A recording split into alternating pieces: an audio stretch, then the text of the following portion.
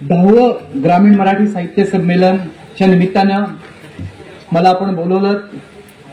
ते माझा परिचय वगैरे त्यांनी सगळ्यांनी दिला, सगळं मान्य आहे. पण त्यांनी त्याच्यात एक वाक्य वगळलं. बाकी पुस्तकं वगैरे ही लिहिली जातात, भाषणं केली जातात, पण ते वाक्य मी तुम्हाला सांगतो, खरं तर स्वतःचा परिचय स्वतः द्यायचा नसतो, पण मी कोकणातला आहे हे ते वाक्य. माझी मावशी राजापूरला आहे, माझा आजोळ देवगड आहे आणि आम्ही करडे मूळ रायगड पायथ्याचे आहोत. त्यामुळे या खरं तर हे साहित्य संमेलन वगैरे ही जी काही भानगड असते याच्या साच्यामध्ये बसणारा मी नाहीये. इथल्या बऱ्याच लोकांनी, बऱ्याच युवकांनी, बऱ्याच माणसांनी अनेक आंदोलनांमध्ये आणि वेगवेगळ्या जनआंदोलनात मला पाहिलेलं आहे. परंतु पुस्तक लिखाण असेल किंवा इतर काही गोष्टी, त्यामुळे त्यांना मला वाटलं की या ठिकाणी बोलवावं. मला फार आनंद झाला. याचं कारण असं आहे की कोकणामध्ये अशा पद्धतीचं संमेलन भरतं, खूप भरतात. आमच्या चिपळूणला भरतं, खेडला भरतं, राजापूरला आणि या लांज्याच्या मध्ये हे जे वाटूळ गाव आहे. मगाचपासून मी अंदाज घेतला, मी काय आज वाटूळला आलोय असं नाहीये. मी ज्यावेळी येत असतो इथे आज पहिल्यांदा आलो, परंतु मला माहित आहे ही वाटूळची भूमी ही आमची वारकरी संप्रदायाची भूमी आहे. चाले हे शरीर कोणाची असते, कोण बोलवितो हरविण, देखवी ऐकवी एक नारायण तयाचे भजन चुकवू नये. हे जे आमच्या तुकोबारायांनी लिहिलं आहे, ती रोजची पंचपदी आणि हरिपाठ होणारी वाटूळमधली सर्व घरं आहेत. जरी शहराकडची माणसं आषाढीला जात असली तरी आषाढी कार्तिकी भक्तजनी येती मधला कार्तिकीचा सोहळा हा पांडुरंगाच्या समोर कोकणी माणूस गेल्याशिवाय कायम अपूर्ण असतो, लक्षात ठेवा. आणि त्या पद्धतीनं आपल्या या वाटूळ, राजापूर, लांजा परिसरातली सर्व आमची वारकरी मंडळी ही कार्तिकीला त्या ठिकाणी येतात. खरं तर आपली कोकण भूमी ही परशुराम भूमी, आणि त्या परशुराम भूमीला आता मी शिवाजी महाराजांच्या सगळ्या वेगवेगळ्या गोष्टी, कथा, मी अभ्यासक तज्ञ वगैरे नाही. ज्यांच्या घरात छत्रपती शिवाजी महाराजांवरती, धर्मवीर छत्रपती संभाजी महाराजांवरती, भारतीय स्वातंत्र्य संग्रामावरती 3 पिढ्या लिहिलं जातंय. आमच्या तुकोबारायांचं एक वाक्य आहे, माझ्या वडिलांची मिराशी गा देवा, तुझी चरण सेवा पांडुरंगा. तसं जर का त्याच्यामध्ये थोडं आपण शब्दांकन केलं तर माझ्या वडिलांची मिराशी गा देवा, तुझी राष्ट्रसेवा भारत माते, असं ज्यांच्याबद्दल म्हणता येईल ते शेवडे कुटुंबियांपैकी सगळ्यात मोठं या ठिकाणी व्यक्तिमत्व बसलेलं आहे. आणि अशांसमोर मला साहित्य वगैरे या विषयावर बोलायला लावणं म्हणजे मला ते कसं कसं होत आहे. परंतु कोकण हे आपलं आहे आणि चिपळूणला झालेल्या मराठी साहित्य संमेलनामध्ये छत्रपती शिवाजी महाराज हा विषय साहित्य संमेलनात मांडणारा मी एकमेव माणूस आहे. त्यामुळे मी इथं त्यांना म्हटलं की येतो मी, मला आवडेल हे सगळं बोलायला. आणि आज साहित्य संमेलनाचा विषय म्हटल्यावर मला एक गोष्ट फार इथं तुम्हाला सांगावीशी वाटते. साहित्य म्हटलं की पुस्तकं, जसं संगीताची व्याख्या गायन, वादन आणि नृत्य या तिन्ही कलांना मिळून संगीत असं म्हणतात, तसं साहित्याची काही व्याख्या वगैरे अजून माझ्या तरी कानावर आलेली नाही. परंतु ग्रंथ, ग्रंथ संपदा, पुस्तकं, लिखाण, लेख, वाचन, श्रवण हे सगळं ज्याच्यामध्ये येतं, या सगळ्याचा मेळ ज्याच्यामध्ये, ते आपलं साहित्य. सरस्वती मातेचं जेवढं काय काय ज्याच्यामध्ये असेल ते सगळं. आणि या साहित्याच्या संबंधित जर का कार्यक्रम असेल, आपलं साहित्य संमेलन असेल आणि 10वं ग्रामीण संमेलन असेल आणि ते सुद्धा कोकणातलं असेल, तर मला या ठिकाणी एका कवितेची फार सुंदर आठवण येते. ती कविता म्हणजे इतर कवितांसारखी वगैरे आहे का असं नाही, तुमच्या माझ्या कोकण भूमीवर असलेली कविता आहे. आणि माझा विषय जरी शिवाजी महाराज असला तरी कोकण हा सुद्धा विषय त्यांनी मला दिलेला आहे. तुम्हाला प्रत्येकाला साहित्य क्षेत्रामध्ये कोकण या एका शब्दावरती आज भारतात करोडो पानं लिहिलेली आढळतील, करोडो वाक्य लिहिलेली आढळतील. परंतु माझ्या वाचनामध्ये जेवढं काही काही साहित्य आलं त्याच्यामध्ये जर का अतिशय सुंदर अशी कविता, बरं कोकणाला साहित्यिकांची कमी नाही, कोकणामध्ये साहित्यिकांच्या पिढ्यानपिढ्या परंपरा आहे, कितीतरी लोक आहेत. मी मगाशी या ठिकाणी जेव्हा 6 वाजता आलो त्यावेळी इथे जे वक्ते बोलत होते त्यांनी खूप कोकणातल्या लेखकांची वगैरे समाजसेवकांची नावं घेतली. आमच्या चिपळूणला लोकमान्य टिळक स्मारक वाचन मंदिर आहे, त्याच्या दुसऱ्या मजल्यावर कोकणातल्या सर्व क्षेत्रातल्या दिग्गज माणसांची, मग ते लेखक, साहित्यिक, खेळाडू, डॉक्टर पासून सगळे एक संग्रहालय केलेलं आहे. कधीतरी तुम्ही आपल्या लोकांना, कोकणातल्या लोकांना ते संग्रहालय दाखवायला न्या. आपलं कोकण किती रत्नांनी मिळून बनलंय हे ते संग्रहालय दाखवतं, लक्षात ठेवा. तर माझ्या वाचनामध्ये कोकणाविषयी जेवढं काय काय आजपर्यंत आलंय त्याच्यात मला आवडलेली कोकणावरची कविता मी तुम्हाला या ठिकाणी वाचून दाखवतो. शिवाजी महाराज आणि कोकण वगैरे हा जरी विषय असला तरी या कवितेत सुद्धा कोकण आहे आणि शिवाजी महाराज पण आहे. साहित्यातलं एक अतिशय मोठं आदरणीय नाव शांताबाईंची कविता आहे आणि शांताबाईंची कविता कोकणावरती आहे. बऱ्याचदा ही कविता मला कोकणात आल्यावर फार कमी लोकांकडनं ऐकायला मिळाली, पाहायला मिळाली. मी ती कविता वाचतो आणि मग आपण आपल्या विषयाला पुढे, काय आपली कोकण भूमी म्हणजे काय. काही जण तिला परशुराम भूमी म्हणतात, काही जण अपरांत भूमी म्हणतात. अपरांत भूमी आपल्या कोकणाला म्हटलेलं नाव आहे. कोकणाचे सुद्धा 3 प्रकार आत्ता झालेले आहेत, अप्पर कोकण, मध्य कोकण आणि तळ कोकण.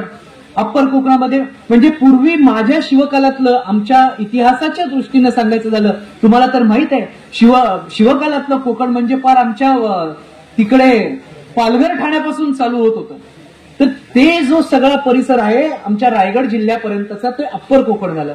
ही रत्नागिरी मध्य कोकणामध्ये येते आणि तळ कोकणात सिंधुदुर्ग जिल्हा येतो जो गोमांतकापर्यंत जातो.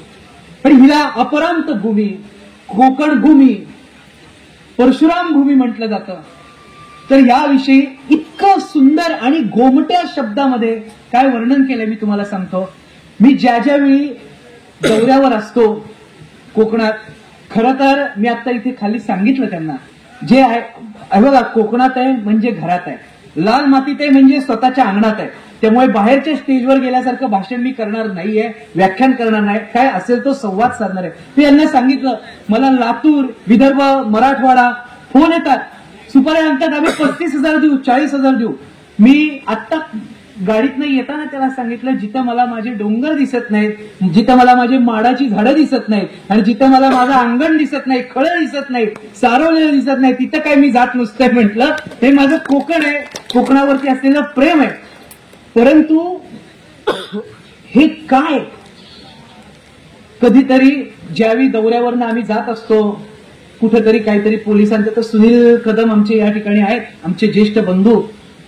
खरं तर या गावातली अनेक व्यक्तिमत्व ही महाराष्ट्रात स्वतःच्या कर्तृत्वानं उभी राहिलेली व्यक्तिमत्व आहेत. त्यातले सुनीलजी एक आहे. मुडीलिपी आणि शस्त्राच्या बाबतीमध्ये महाराष्ट्रभर नाव आहे. आज जर तुम्ही रोजच्या बघण्यातल्या पोलीस स्टेशनला गेलात, पोलीस स्टेशनला नोटीस निघते, महानगरपालिकेमध्ये, ग्रामपंचायतीमध्ये, जिल्हा परिषदेमध्ये काहीतरी आदेश निघतो, त्या आदेशावर वरती 350व्या शिवराज्याभिषेकाच्या वर्षाच्या निमित्तानं एक चिन्ह येतं, बोधचिन्ह. तुम्हाला माहितीये पोलीस स्टेशन पासून आरोग्य खात्यापर्यंत आणि मंत्र्यांच्या, मुख्यमंत्र्यांच्या, उपमुख्यमंत्र्यांच्या आणि सर्व मंत्र्यांच्या लेटर हेडवरचा जो शिवराज्याभिषेकाचा जे बोधचिन्ह आहे ना, ते या सुनीलजींनी केलेलं आहे. लक्षात ठेवा, हे आपल्या गावचं भूषण आहेत ही माणसं. बरेच जण मी ज्यांच्या घरी राहिलो ते असो, मी ह्या सगळ्यांचा उल्लेख नंतर करीन.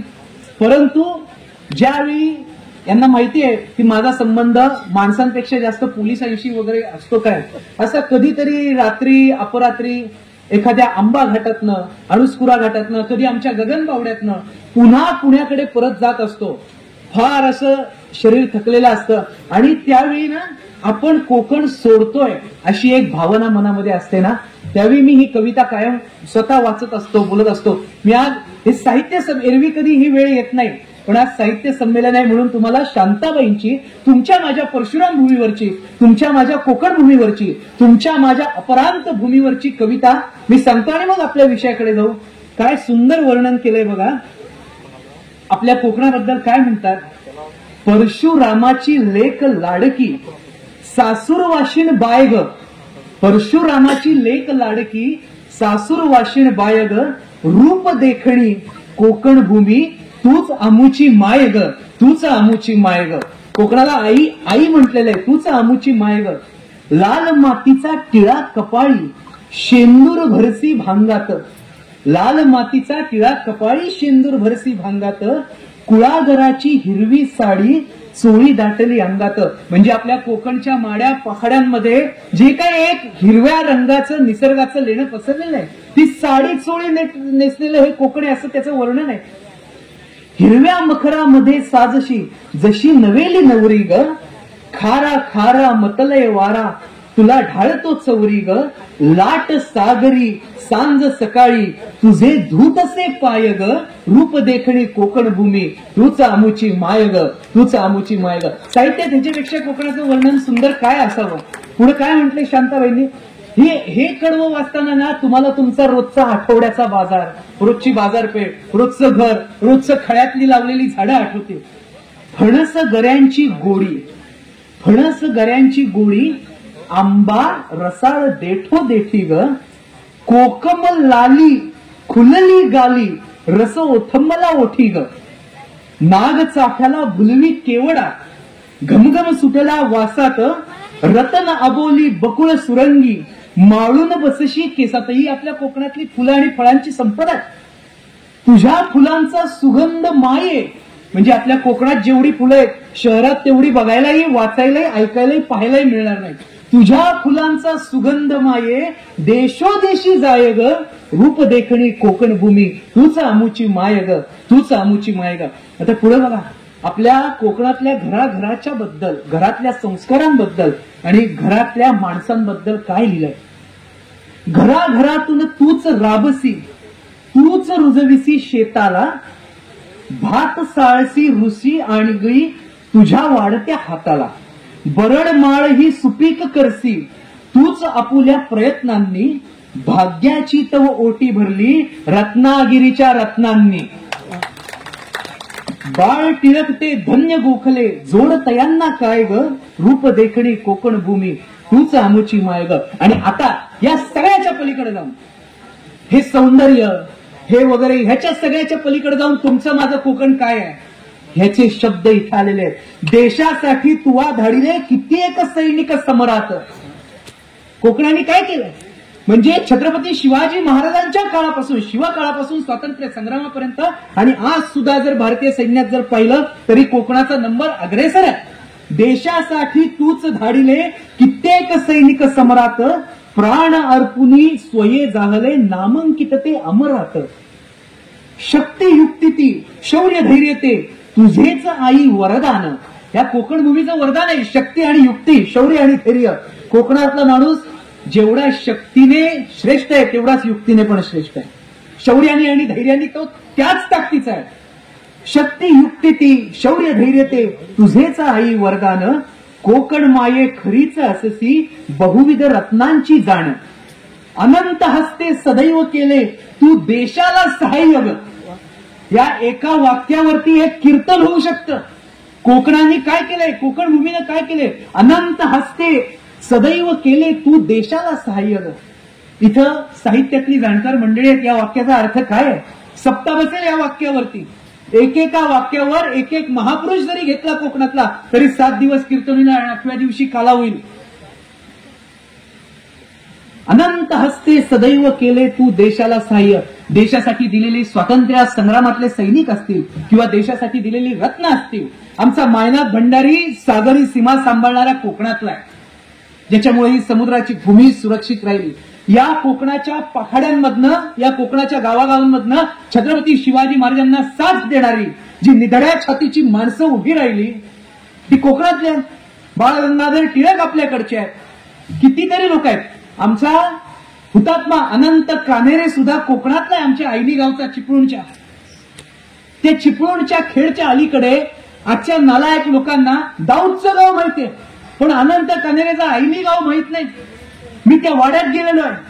16 वर्षाचं पोरग ते घर सोडून ऐनीतनं गेलं आणि तिकडे त्या जॅक्सनच्या छाताडावर थ्या गोळ्या घातल्या. एकाची कुणाची हिंमत होत नव्हती. त्या काळामध्ये भारत मातेच्या स्वातंत्र्य रक्षणासाठी आणि स्वातंत्र्य संग्रामासाठी एक तरुण पोरग कोकणातल्या ऐलीतनं उठतं आणि जॅक्सनच्या छाताडावरती गोळी घालतं. याचा अर्थ म्हणजे काय की अनंत हस्ते सदैव केले तू देशाला सहाय्य ग, रूप देखणी कोकण भूमी तूच आमुची माय ग, तूच आमुची माय ग. हे आपलं कोकण आहे, लक्षात ठेवा. आणि शेवटचं कडवं म्हणजे जो माझा विषय आहे तो तर या सगळ्या कडव्यामध्ये सामावून टाकलेला विषय. काय म्हटले शेवटच्या कडव्यात?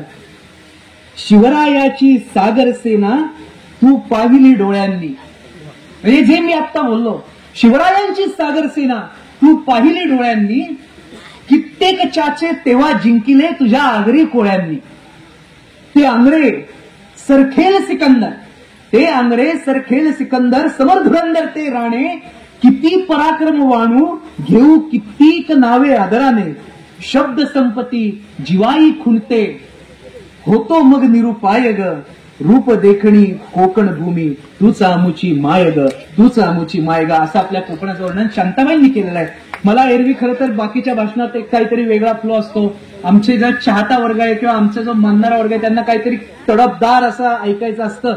परंतु साहित्य संमेलनाच्या निमित्तानं हे सगळं, ही कविता ऐकवता आली, फार आनंद वाटला.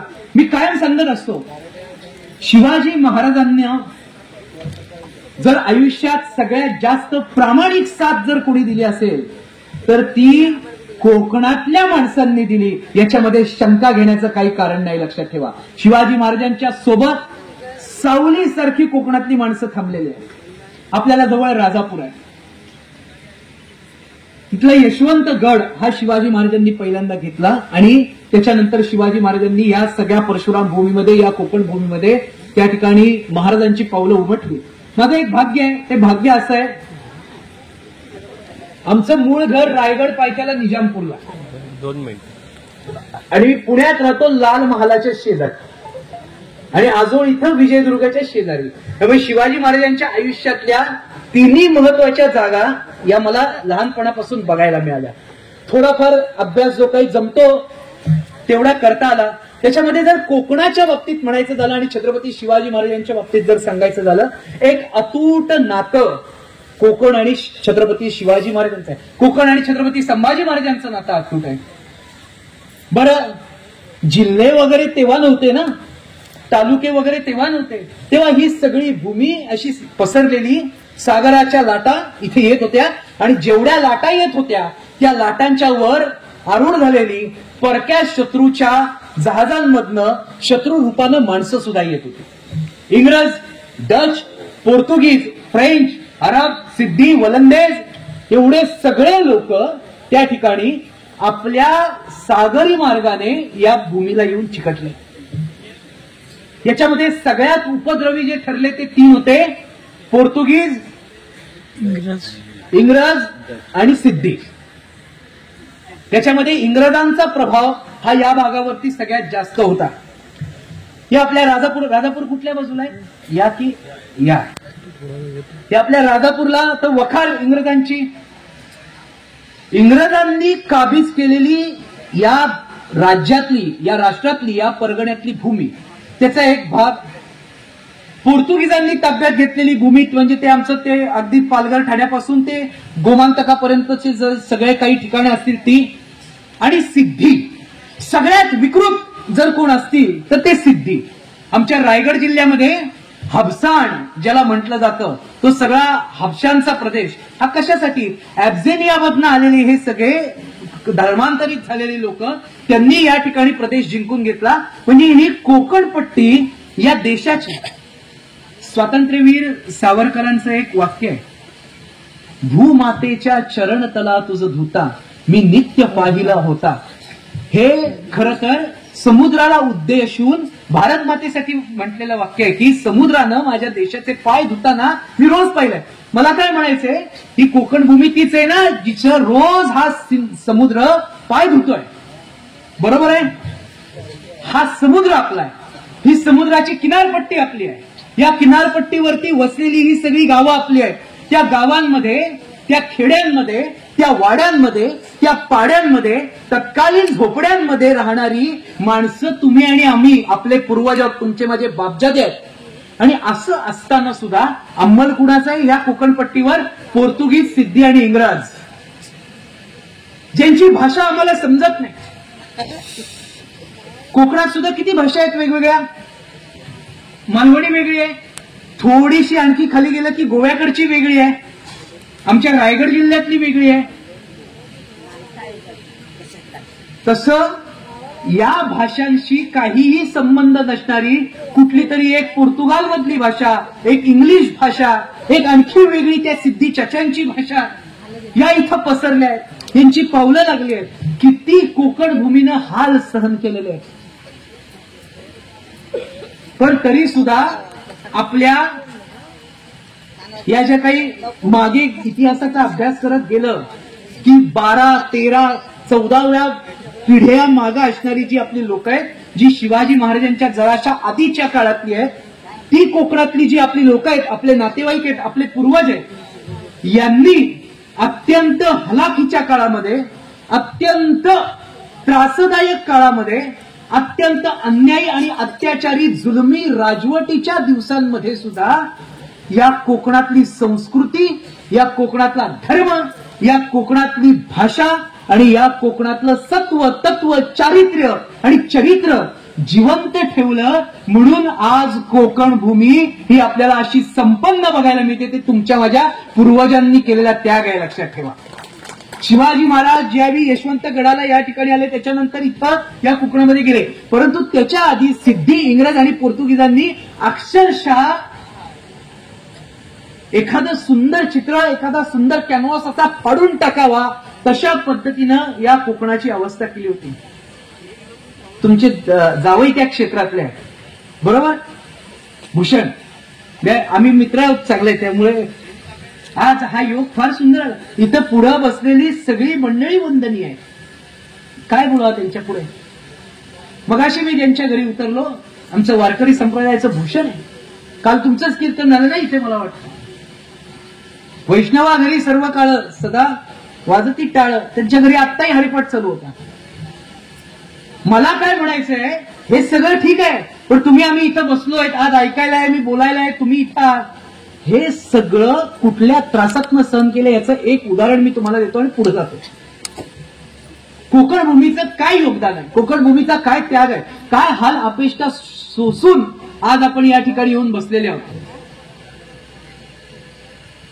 आपला मसाळा, रायगडच्या पायथ्याचं जंजिऱ्याचा किल्ला, मुरुड जंजिरा माहिती आहे सगळ्यांना?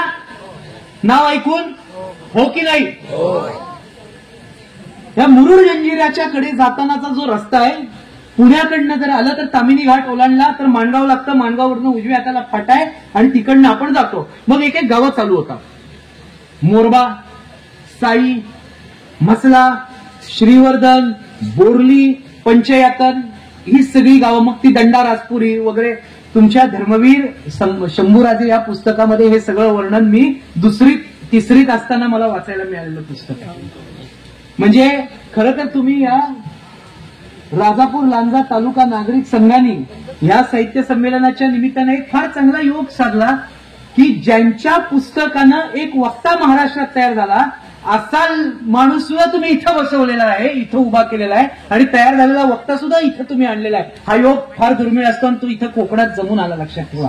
शेवडे गुरुजींच्या रूपानं हे या ठिकाणी आले. आदरणीय व्यक्तिमत्व, फार कमी व्यक्तिमत्व आहेत आणि पिढीजात परंपरा आहे. मी त्यांचं वर्णन सारखं करतोय, मला काय त्यांची शाबासकी पाहिजे असं नाहीये, परंतु समोर दिसतायत चांगली माणसं, चांगल्या गोष्टी, तर त्याचं वर्णन केलं तर, कौतुक केलं तर काय हरकत आहे. चुकीच्या ठिकाणी काहीतरी वेगळं करायचं आणि त्या माणसांची कौतुकं करायची, राजकीय नेत्यांची पान भरून भरून स्तुती करायची. माणूस येतो आणि जातो, परंतु ज्या माणसांनी आपल्या पिढ्याच्या पिढ्या, आयुष्याच्या आयुष्य एखाद्या क्षेत्रासाठी दिले असेल तर त्याचं कौतुक करायला, आणि कोकणी माणूस कौतुक करायला कधी कमी पडत नाही. कोकणी माणसाचा एक गुणधर्म आहे, लक्षात ठेवा. तुम्हाला तर लक्षात येईल सगळ्यांना. माणूस गरीब असो किंवा श्रीमंत असो, कोकणातला माणूस, मी पुण्या मुंबईकरता सांगत नाही, कोकणातला माणूस गरीब असो किंवा श्रीमंत असो, त्याला जर दुसऱ्याच्या घरी जायचं असेल ना तर तो जाताना काहीतरी खाऊची पुडी घेऊन जातो, म्हणजे जातो. खरं आहे का खोटं आहे? रिकाम्या हाताने जाते कोकणी माणूस कधी? असा हात सदैव ते उतारावर आहे ना, आपण सह्याद्रीच्या उतारावर आहे म्हणून हातालाही तसाच उतार दिलेला आहे. तर त्यामुळे हे सगळं, तर ते जो मसाळा श्रीवर्धन बोरली, त्या जंजिऱ्याच्या इथला भाग काय सोसलंय हो कोकणाने, त्याचं एक उदाहरण देतो फक्त तुम्हाला. आमच्याकडे ती घरं आहेत, मी जाऊन आलोय तिथं. त्या मसाळ्यामध्ये, त्या श्रीवर्धन मध्ये काय जात असतं. तर परत आपण चाललोय 5 तारखेला, एकत्र जाऊत आम्ही. परंतु त्याच्यात असं सांगितलं जातं, आजही दाखवलं जातं, काही कागद आम्ही वाचले, काही घरांमधल्या त्या नोंदी बघितल्यात. जंजिऱ्याचा सिद्धी हा दरवाजा त्याचा उघडायचा आणि जहाज बाहेर पडायचं.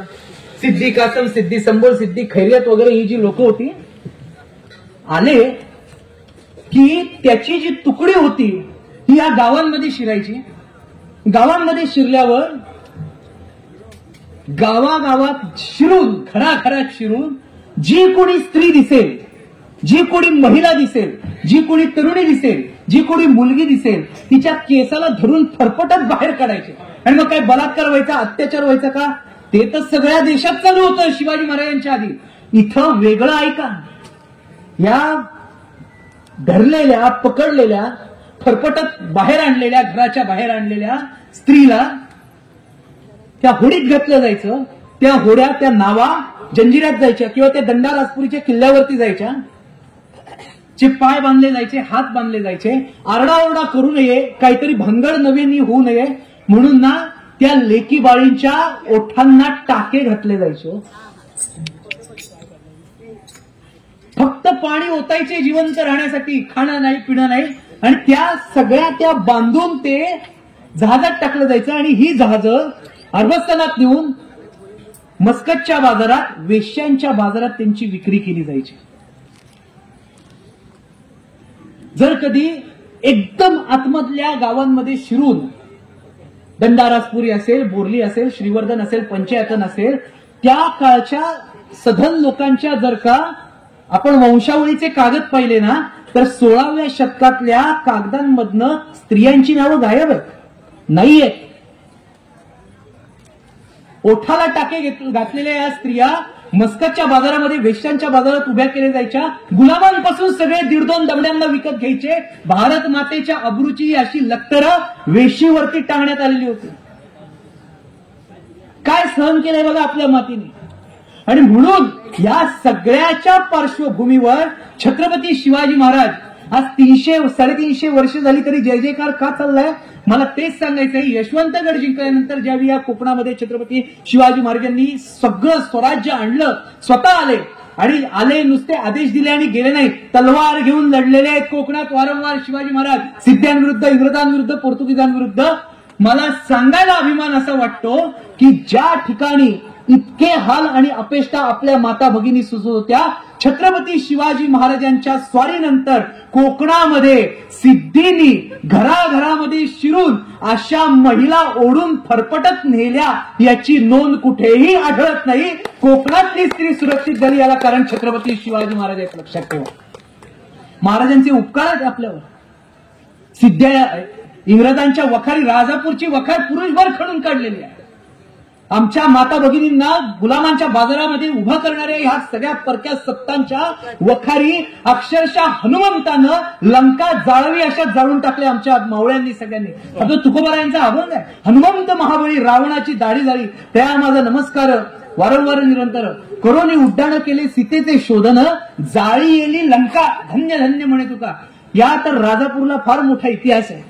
मी तुम्हाला सांगतो, इतिहासाच्या कथा मला इथं सांगता येतील, पण हे साहित्य संमेलनाचं व्यासपीठ थोडं वेगळं पडतं त्यामुळे. पण या राजापूरच्या इथं छत्रपती शिवाजी महाराजांचा दंड, शिवाजी महाराजांच्या विरोधात गेलं तर काय व्हायचं, शिवाजी महाराजांची शास्त, शिवाजी महाराजांची दहशत म्हणजे काय, हे आपल्या परिसरात घडलेली एक घटना मी तुम्हाला सांगतो. शिवाजी महाराज 1659 मार्गशीर्ष शुद्ध सप्तमी वार गुरुवार आणि तारीख 10 नोव्हेंबर 1659च्या दिवशी, इतिहासाला कलाटणी देणारा, महाराष्ट्राच्या इतिहासात गौरवशाली आणि देशाच्या इतिहासात तर भाग्योदय असणारा एक दिवस तो होता. त्या दिवशी शिवाजी महाराजांनी प्रतापगडच्या पायथ्याला अफजल खानाचा वध केला, अफजल खानाची आतडी बाहेर काढली. हे सोपं नव्हतं. हे अतिशय मी मागे मला वाटतं लांजामध्ये एकदा नवरात्रात आलेलो असताना ही कथा तिथं सांगितली. रात्री 2:30 वाजेपर्यंत हे सगळं चाललं होतं, बरोबर. आणि म्हणजे तुम्ही विचार करा, जर फक्त हा मंडप असू दे, हा माईक नाहीये, हे व्यासपीठ नाहीये, आम्ही बसलो नाहीये, हा असा शामियाना उभा आहे प्रतापगडच्या पायथ्याला, आणि त्या प्रतापगडच्या पायथ्याला असलेल्या शामियान्यामध्ये इथं अफजल खान आहे. महाराज त्याला भेटायला गेले आणि हे महाराज त्या शामियान्यामध्ये शिरल्यानंतर जर तिथे चुकून दगाफटका झाला असता आणि शिवाजी महाराजांच्या बाबतीत जर काही वाईट घडलं असतं तर तुमच्या माझ्या देशाने काय दिवस बघितले असते. एवढं फक्त तुम्ही विचार करा, शामियान्याच्या बाहेर थांबलाय, आतमध्ये शिवाजी महाराज काळजात काय कालवा चालली असेल त्या काळी. 1659 मार्गशीर्ष शुद्ध सप्तमी गुरुवार दुपारी 12च्या दरम्यान. परंतु शिवाजी महाराज हे अलौकिक महान पराक्रमी राजा. अफजल खान वयाने मोठा, उंचीने मोठा, ताकदीने मोठा, अनुभवाने मोठा, सैन्याने मोठा, तरी सुद्धा एका फटक्यात लोळून टाकला. सौरभ करडेच्या स्टाईलमध्ये जर सांगायचं झालं, हरे रंग का सपना पाले आया था अफजल माती में, शिव छत्रपती ने घुसा दिया था भगवा उसके छाती में, भगवा उसके छाती में. अशा पद्धतीने शिवाजी महाराजांनी त्याचा नायनाट केला. तो दिवस झाला आणि त्याच्यानंतर काय झालं ती आपल्या इकडच्या परिसराशी संबंधित घटना. आता मी वक्ता आहे हो हाडाचा. अफजल खान वधाचा प्रसंग म्हटल्यावर कुठला वक्ता 2 मिनिटं बोलल्याशिवाय नाही, बरोबर आहे ना. आणि शिवाजी महाराजांच्या इतिहासाला असं सूर्याच्या किरणांसारखं तेज देणारा तो पराक्रम आहे. त्यावेळी काय झालं, नंतर शिवाजी महाराज गडावर गेले, खालचं युद्ध वगैरे आपण सगळं जिंकलं.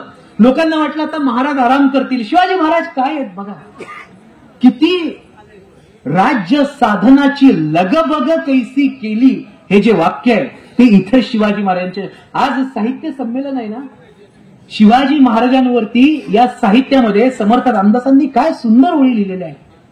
शिवरायांचे 8वावे रूप, शिवरायांचा 8वावा प्रताप, शिवरायांचा 8वावा साक्षेप भूमंडळे, शिवरायांचे कैसे बोलणे, शिवरायांचे कैसे चालणे, शिवरायांची सलगी देणे कैसी असे, सकल सुखांचा केला त्याग, म्हणून साधीजे जो योग, राज्य साधनाची लगबग कैसी केली. ही जी लगबग आहे ना, ही इथं दिसते. 4 महिने शत्रू अंगावर आहे, 35,000 फौज अंगावर आहे, आणि अफजल खानासारखा महिषासूर आणि त्याचे चंडमुंड शुंभ निशुंभ आई भवानीची मूर्ती फोडणारे प्रतापगडच्या पायथ्याला निर्धारण करून टाकल्यानंतर सामान्य माणूस, तुमच्या माझ्या पिढीतला माणूस असता तर म्हटलं असं थोडा वेळ विश्रांती घेऊ गडावर. आज दुपारी 12 वाजता अफजल खान मारला, संध्याकाळी 6 वाजेपर्यंत युद्ध संपलं. महाराज रात्री भोजन करून कमरेला परत तलवार लावून घोड्यावर स्वार होऊन प्रतापगड उतरलेले आहेत. कशासाठी? राजगडला जायचं होतं का? बिलकुल नाही.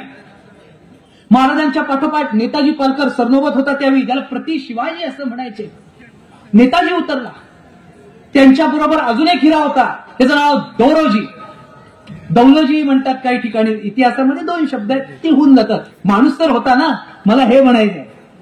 तो उतरला आणि ही सगळी सेना वाईला जर तुम्ही कधी गेलात तर वाईकडनं महाबळेश्वर प्रतापगडकडे जाणारा एक घाट आहे, त्याचं नाव पसरणीचा घाट. माहितीये? ऐकून आहात? मी पुणेकर आहे बरं का. पलीकडनं जर आवाज आला नाही तर आम्हाला 1 ते 4 वगैरेची गरज नसते. मी सलग 6 दिवस वेगवेगळ्या गावातून बोलून आलो, त्यामुळं विश्रांतीची आवश्यकता काही नाही. मगाशी बोललो घरात आल्यासारखं आहे म्हणून बोलू शकतो असं एवढं. परंतु माहितीये पसरणीचा घाट रात्री 11, 11:30च्या दरम्यान. मी तुम्हाला इंग्रजी घड्याळाची वेळ सांगतो, तर प्रधार बियर तो सगळा भाग. महाराज खाली उतरले हो. आजकाल आपण ते काहीतरी मोठा प्रोजेक्ट झाला, काहीतरी झालं की पिकनिकसाठी जातो, थोडंसं रिलॅक्सेशन नावाचा एक पार्ट आलेला आहे बघा आता सध्याच्या आयुष्यामध्ये, लाईफमध्ये. रिलॅक्सेशनसाठी लोक बाहेर वगैरे जातात. हे सगळं आत्ता चालू झालंय. माझा त्याला विरोध नाही, माझा त्याला काही बोलणं पण नाही. मला इतिहासाकडे, महाराजांकडे जायचंय. राज्य साधनाची लगबग कैसी केली. साहित्य जे लिहिलंय ना महाराजांवर, त्या साहित्यातल्या शब्दांवर तुम्हाला शिवाजी महाराज सांगतो बघा आता. राज्य साधनाची लगबग. आज एवढा मोठा शत्रू निर्धारण केलेला आहे, कोथळा फितळा काढून टाकला, त्याचं मुंडकं पाठवून दिलं राजगडावर आऊसाहेबांना बघायला. काय भेट दिली शिवाजी महाराजांनी आईला, काय भेट दिली. जिच्या पतीची त्या ठिकाणी साखादंडात त्या अफजल खानाने धिंड काढली, जिचा प्रथम पुत्र ज्याचं नाव संभाजी शहाजी भोसले होतं, त्या संभाजीला दगा फटक्याने मारलं, आणि जिचा कनिष्ठ पुत्र शिवाजी राजे भोसले याला मारण्यासाठी आलेल्या अफजल खानाचं मुंडकं आईला पाठवलं भेट म्हणून. काय आमच्याकडं फार सुंदर म्हटलंय, आपुल्या हिता असे जो जागता, धन्य माता पिता तयाच्या, कुणी कन्या पुत्र होती जे सात्विक तया लिख वाटे देवा. हे आपुल्या हिताला जागणारे लेकरू आहे, त्याचे माता पिता धन्य आहेत. त्या जिजाबाईंना काय आनंद वाटला असेल. हे सगळं झालंय, महाराजांच्या मस्तकाला खोच पडले, मावळे दमले. एखादा म्हणतो आजचा दिवस जाऊ दे. रात्री पसरणीचा घाट उतरून मराठे खाली आले, वाईमध्ये थांबले. वाईमध्ये लोक अनुष्ठानाला बसली होती कृष्णामाईच्या काठावर, की शिवाजी राजा वाचावा. वाईमध्ये लोहारे नावाचं गाव आहे, मी गेलोय त्या गावामध्ये. त्या गावामध्ये कृष्णेच्या पात्रामध्ये 15 जण शिवाजी महाराज जिवंत राहावे म्हणून अनुष्ठानाला बसले होते. माशांनी पाय खाल्ल्याची घटना आहे तिथं. तर लोकांना वाटत होतं फौज आली, घोड्यांचा आवाज आला, तगडक तगडक तगडक. आणि ते आल्यानंतर मध्यरात्री काय आनंद उसळला. लोकांना वाटलं खानाची फौज आली. फौज खानाची नव्हती, खानाला संपवून टाकलेल्या छत्रपती शिवाजी महाराजांची फौज त्या ठिकाणी वाईमध्ये आलेली होती. आणि विश्रांती नाही, काही नाही, अहोरात्र परिश्रम, केवळ अथक अथक अथक परिश्रम स्वराज्यासाठी करायचे. लगबग उडाली, आनंदोत्सव आला. रातोरात घरात शिरून लोकांनी गुळ वगैरे सगळं आणलं, वाटलं लोकांना. महाराज म्हणाले मी इथं बातमी द्यायला नाही आलेलो. त्यांनी उजवा हात नेताजीला सांगितला, चल निघ तिकडे. नेताजी गेला लक्ष्मेश्वर पर्यंत विजापूरला. इथं चालू होते तुमच्या या सगळ्या परिसराची गोष्ट. शिवाजी महाराजांचं काय गणित इथे होतं त्यावेळेची एक लिंक म्हणून आपण दौराजीला पाठवलं कोकणामध्ये. इकडे कशासाठी पाठवलं तर महाराजांच्या कानावर अशी बातमी होती की अफजल खानाची 3 जहाजं या बाजूच्या परिसरामध्ये कुठेतरी खाडीमध्ये आलेली आहेत, इकडच्या परिसरात. आणि ती जहाजं मालमत्तेने भरलेली. बरं ती काय अफजल खानाची स्वतःची प्रॉपर्टी आहे का? हे कुणाचं तरी लुबाडलेलं, या देशातलं तुमच्या माझ्या घरातलं पूर्वजांच्या काढलेलं सगळं एवढं भरलेलं. दौलजीला म्हटले जा कोकण प्रांत जिंकून घे. त्या जहाजांच्या निमित्तानं आणि त्या सगळ्या प्रकाराच्या निमित्तानं ज्यावेळी तो दौलजी इथं आला, ही सगळी कोकणपट्टी जिंकत आपण गेलो. महाराज स्वतः मिरजेपर्यंत गेले. मिरज जिंकल्यानंतर परत येत असताना शिवाजी महाराजांवर एक सरदार चालून आला. आता बघा हे कोकण त्या दरम्यान आपण अफजल खान स्वारीच्या दरम्यान आपण घेतला हा पट्टा. शिवाजी महाराजांवर एक सरदार चालून आला, त्याचं नाव होतं सिद्दी जौहर. त्याचा जावई सिद्दी मसूद. आणि त्याला सामना करण्यासाठी, त्याला तोंड देण्यासाठी शिवाजी महाराज म्हटले आता पुन्हा प्रतापगड नको, आता पुन्हा राजगड नको, याला स्वराज्याच्या हद्दीवरच आपण थांबू. त्यावेळी कोल्हापूर प्रांत, ज्याला करवीर प्रांत असं म्हणायचे, तो करवीर प्रांतावरती असलेला पन्हाळा नावाचा जो किल्ला आहे, तो पन्हाळा नंतर तर स्वराज्याची उपराजधानी झाली. परंतु त्या पन्हाळ्याच्या इथं मोक्याचं ठाणं होतं. महाराज थांबले. बघा इथं गडबड आहे. राजापूर कनेक्शन कुठे आहे, कोकण कनेक्शन कुठे आहे शिवाजी महाराजांचं? जिव्हाळ्याचा विषय तुमच्या माझ्या. राज्य साधनाची लगबग सांगायचा भाग एवढाच होता की त्या ठिकाणी अफजल खानाला मारल्यानंतर विश्रांती न घेता महाराज एवढं सगळं जिंकत सुटले. त्याच्यात पन्हाळा जिंकला, मिरज जिंकली, नेताजी तर लक्ष्मेश्वर पर्यंत जिंकत सुटला आणि दौलजीने हे कोकण जिंकलं. कुणाला शक्य आहे मला सांगा? एवढा मोठा शत्रू मारल्यावर आरामविराम न करता जाणं. राज्य साधनाची लगबग कैसी केली तर ती अशी केलेली आहे. असो, पन्हाळ्यावर महाराज थांबले. सिद्दी जौहरचा वेढा पडला. काहीतरी 35-40 हजार सैन्य होतं. त्यावेळी पन्हाळागड उंच. सिद्दी जौहरकडे असलेल्या तोफा आणि त्या तोफांना बत्ती दिली की तोफेचा जो गोळा होता तो वरपर्यंत पोचत नव्हता. त्यावेळी या राजापूरमध्ये वखारीत असलेले जे काही इंग्रज होते, त्या इंग्रजांना एक खुमखुमी आली, खुजली आली. त्या आजच्या भाषेत थोडं बोललं तर बरं वाटतं, काय थोडं कंट्रोल राहत नाही कधी कधी. परंतु त्यांना असं वाटलं की आता शिवाजी राजा संपला, कारण त्याला सिद्दी जौहरनी असा घेरलेला आहे की तो आता बाहेर पडू शकत नाही. अफजल खानाच्या वेळी तो मुक्त होता, प्रतापगडच्या इथं वेढा नव्हता, वेढ्यात अडकला शिवाजी. आता काय करणार आहे? आणि ह्या इंग्रजांनी अति शहाणपणा केला. शहाणपणा नाही, अति शहाणपणा केला.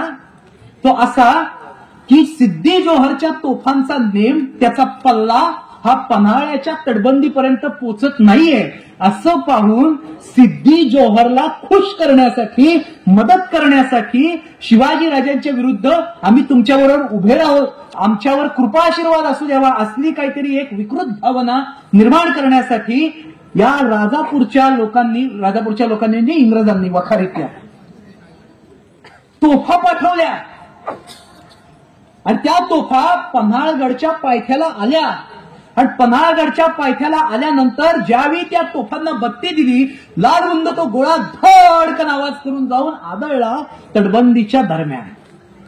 शिवाजी महाराज गडावर आणि महाराज गडावर असताना आश्चर्यचकित झाले. आजपर्यंत हा गोळा वरती आला नव्हता. ही डागाडागी ज्याला म्हणतो आपण तोफगोळ्यांची, ही वरपर्यंत पोचत नव्हती, आली कशी? सगळे जण तटबंदीवरनं बघायला लागले आणि मग तिथं खोड दिसली, भानगड होती तिथे. इंग्रजांनी काय केलं, तोफा पाठवल्या, पण त्याच्यावरती एक आगाऊपणा केला. तो असा होता की त्या तोफांबरोबर युनियन जॅक पाठवला. युनियन जॅक म्हणजे काय? इंग्रजांचा झेंडा, इंग्लिश कंपनीचा झेंडा, ब्रिटिश राज्याचा झेंडा. जसा आपला झेंडा त्याला आपण तिरंगा म्हणतो, भगव्या झेंड्याला आपण जरीपटका म्हणतो, वारकरी पताका म्हणतो आपण ज्याला, तसं त्यांचा तो युनियन जॅक. युनियन जॅक तोफेवरती लावला होता आणि ती तोफ मारा करत होती. याचा अर्थ काय? ह्या आमच्या तोफा आहेत. हे सगळं वर्ण शिवाजी महाराज बघतायत. जसं आपण म्हणतो की तुला इथे काय करायची ती पापकर वर्णदेव बघतोय, बरोबर आहे ना? एखाद्याला दात आले, एखाद्याला जास्त काहीतरी भानगडी करायचं सुचला अंगात, आपण काय म्हणतो, कर रे काय करायचं ते, पण वर्णदेव बघतोय. तसं तुमच्या माझ्या स्वराज्याचा देव पन्हाळ्यावरनं बघत होता खाली काय भानगड चालली ती. आणि जशा त्यांनी युनियन जॅक असलेल्या त्या तोफा पाहिल्या, महाराजांच्या तळपायाची आग मस्तकाला. आत्ता तर काय करता येईना, परंतु दिवसामागून दिवस गेले. महाराजांनी एक योजना केली आणि त्या योजनेनुसार आषाढ पौर्णिमा, ज्याला आपण गुरुपौर्णिमा म्हणून सुद्धा साजरी करतो, त्या आषाढ पौर्णिमेच्या रात्री 1660 साली महाराज पन्हाळ्यावरनं खाली आले. त्याच्यावर मध्ये सिनेमा आलाय पावनखिंड नावाचा, आणि पावनखिंड हा मराठ्यांच्या इतिहासातला एक अजरामर असा भाग आहे, त्यामुळे मी त्याचं वर्णन काय करणार. परंतु त्या दिवशी महाराजांनी पन्हाळा सोडला आणि महाराज निघाले, वेढ्यातनं बाहेर पडले. काय परिस्थिती असेल हो वेढ्यातनं बाहेर पडताना. अहो आत्ताच नुकत्याच इलेक्शन झाल्यात, बरोबर? इलेक्शनच्या दरम्यान आम्ही इथनं जात होतो. हा काय राजकीय विषय नाही बघा, म्हणजे राजकीय विषयच नाही, मी काय सांगतोय बघा. इलेक्शनच्या दरम्यान आम्ही इथनं जात होतो. दर 10 किलोमीटरवर पोलिसांची नाकाबंदी होती का नव्हती? इलेक्शनचे 2 दिवस आधी सगळ्या गाड्या चेक करत होते, नोटा काय काय काय काय काय जे काय असतं, ही पोलिसांचं ते कर्तव्य बजावत होते. त्यांना चुकवून एक तरी गाडी पुढे जाऊ शकत होती का? ही आजची परिस्थिती आहे. 36,000चा वेढा होता ना. बरं, शिवाजी महाराज ज्या बाजूने उतरतायत त्या बाजूला जरी 10,000 वेढ्यातले शिपाई असले असं धरलं तरी 10,000 शिपाई म्हणजे 20,000 डोळे ना. 20,000 डोळ्यांपैकी एकाही डोळ्याला दिसता कामा नये अशा पद्धतीनं चकवून जायचं. काय त्यांना कौशल्य त्या ठिकाणी दाखवावं लागलं असेल. शिवाजी महाराजांच्या बरोबर असलेली बांधल सेनेची मंडळी आणि फुलाजी प्रभू देशपांडे आणि बाजीप्रभू देशपांडे या मंडळींनी न भूतो न भविष्यती असा त्याग, असं योगदान त्या प्रकरणामध्ये केलेलं आहे. वेढ्यात पडल्यानंतर पावलं एक, तुमच्याकडे येतानाच तिथं ते लागतं सगळं पांढरपाणी वगैरे. आमच्या पुण्याकडनं येताना पावनखिंड लागते. या सगळ्या परिसरात ते घडलं प्रकरण आणि महाराज आले, पावनखिंडीचा लढा झाला आणि सुखरूप ते विशाळगडावरती पोचले. त्याच्यानंतर आता हे सगळे घटना ज्यासाठी सांगितली ते सगळं झालं इथं. महाराजांच्या मस्तकामध्ये ठिणग्या उडत होत्या. कुणाविरुद्ध? आदिलशाह विरुद्ध. त्या तर आहेच, त्यांना तर बडो केव्हाही उठ सूट त्यांना मारतच होतो आपण. तोफा टाकता काय आमच्यावर आणि आदिलशाहला मदत करता. महाराजांनी राजापूरवर सैन्य पाठवलं. इथं भयानक लढाई झाली. तानाजी मालुसरे होते त्या लढाईमध्ये असं सांगितलं जातं. बरीच माणसं होती पण तानाजी पण होता.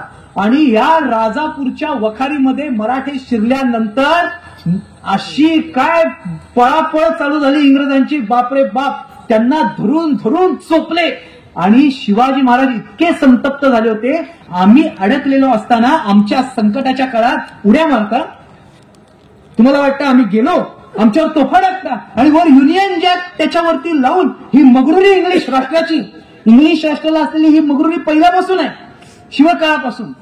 शिवाजी महाराजांनी सांगितलं ही राजापूरची वखार पुरुष भर खणून काढा. खणून काढा याचा अर्थ काय? खोदा ती उद्ध्वस्त करून टाका. त्याच्या खाली जे काही सापडेल न सापडेल ते सगळा भाग वेगळा.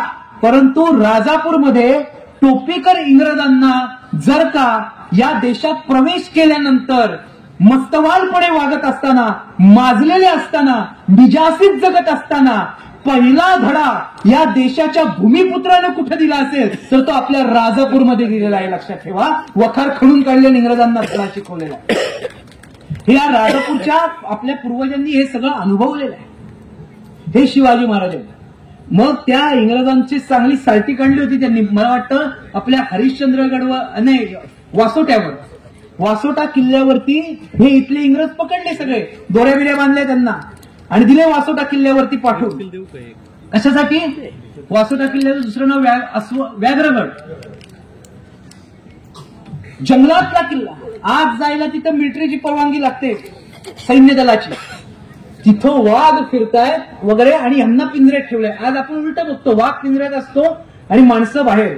तिथे इंग्रज पिंजऱ्यात होते आणि वाघ बाहेर होते. इंग्रजांना असं वाटत होतं की आपल्याला रोखणारा, या देशाचे लचके तोडण्यापासून अडवणारा कुणी नाहीये, या देशाची लूट करण्यापासून थांबवणारा कुणी नाहीये, या देशाला लुबाडण्यापासून थांबवणारा कुणी नाहीये. इंग्रजांचा हा सगळा अहंकार, इंग्रजांचा हा गर्व आणि इंग्रजांचा हा गैरसमज शिवाजी महाराजांनी जर कुठं मोडला असेल तर तो या राजापूरच्या भूमीमध्ये मोडलाय. लक्षात ठेवा. म्हणून या आपल्या भूमीला शिवाजी महाराजांचं आलं कितीतरी पटीनं देणं आहे. आरमार निर्माण केल्यानंतर ज्यावेळी आपण या सागरी सीमांचं रक्षण करत होतो, त्या भागातले कितीतरी योद्धे त्या आरमारामध्ये थांबलेले आहेत. म्हणून आपला भाग हा शिवाजी महाराजांच्या आयुष्याशी, शिवाजी महाराजांशी जो संबंधित आहे तो तेव्हापासून संबंधित आहे. थोडं पुढे गेलं की संगमेश्वर आहे. कुठल्या दिशेला आहे संगमेश्वर? या बाजूला. संगमेश्वरात तर शिवकाळात काय झालं तुम्हाला सगळ्यांना माहिती आहे शिवाजी महाराजांच्या नंतर.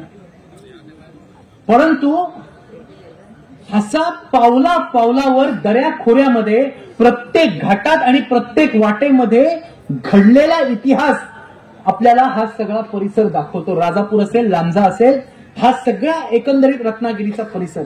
म्हणून शिवकाळात सुद्धा, नंतरच्या काळात सुद्धा आणि आज सुद्धा या भागाला तेवढं महत्व आहे. शिवाजी महाराजांवरती कितीतरी लोकांच्या कविता आहेत, कितीतरी लोकांनी त्यांच्यावर काय काय काय काय लिहिलेलं आहे. कवी भूषणानं फार सुंदर लिहिलेलं आहे.